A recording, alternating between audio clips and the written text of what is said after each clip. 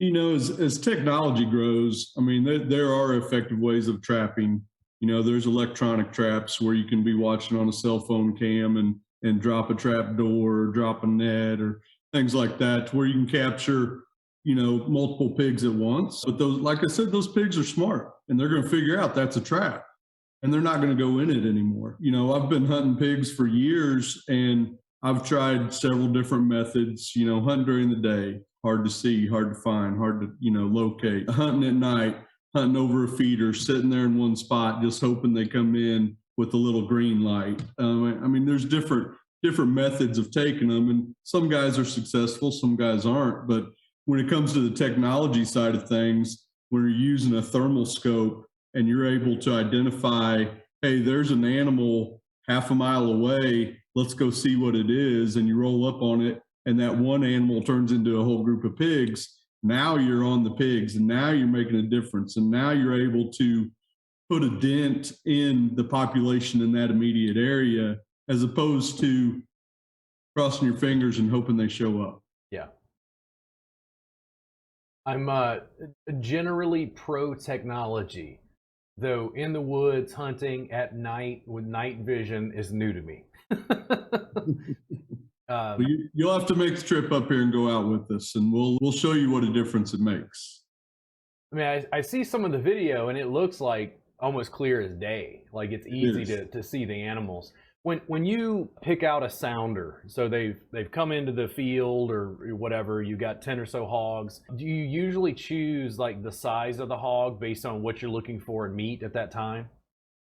It depends on our clients and how many clients we have. We'll take up to 5 guys out at a time. And at that point, it's all about safety. We want to make sure everybody's safe on their guns. Like I said, we get a lot of new shooters.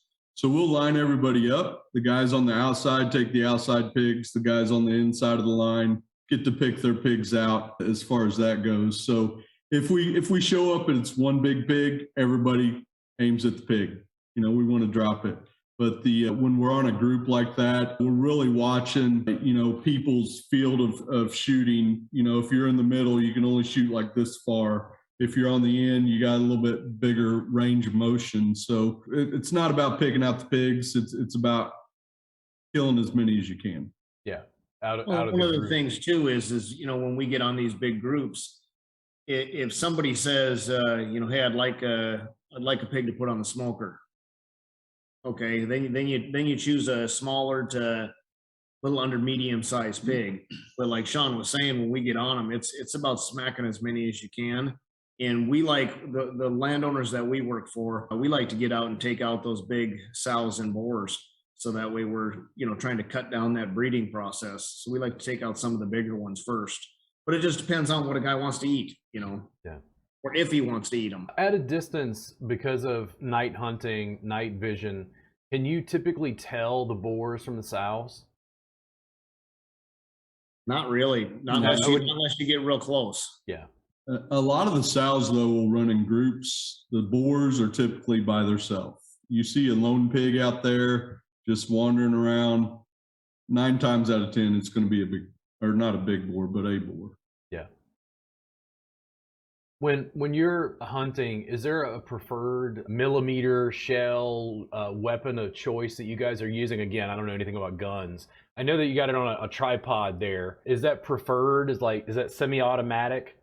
Yep, it is the semi-automatic AR style. When you get into calibers, though, everybody's got their opinion on what's best.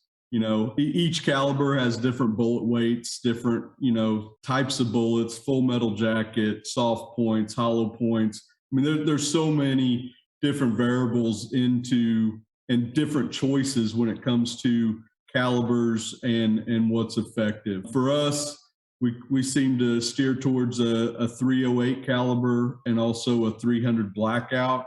A blackout bullet is the same platform as like a 5.56, but it's a heavier bullet and it hits harder. Yeah. So that's what you want, something that's going to hit those pigs hard and knock them down. There are other great calibers out there, 6.5 Creedmoor, 6.5 Grendel. I mean, that's a good way to start up a storm on a Facebook page. I finally get is- the controversy. Yeah. Yeah, here's the best round, Well, because the best round's what works for you. Well, and the thing is too, is we're not, especially hunting at night, we're not taking 200-yard shots.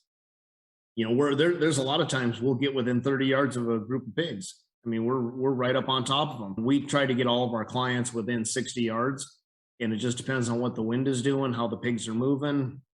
You know, there's no need at night to take long distance shots like that. You know, and I've heard all kinds of different things and read things on Facebook. These guys everybody's talking about shot placement, and everybody's like, oh, I just shoot them in the ear hole. Well, the sun shines on a dog's butt every once in a while. So yeah, you can take him in the ear hole, but when you're talking about an animal that's out there moving around, or even a still animal, you know, for somebody to be able to especially with a thermal, to be able to pinpoint a small area on a hog, it does happen. But the amount of guys that you say that they shoot them in the ear hole, most of that's luck.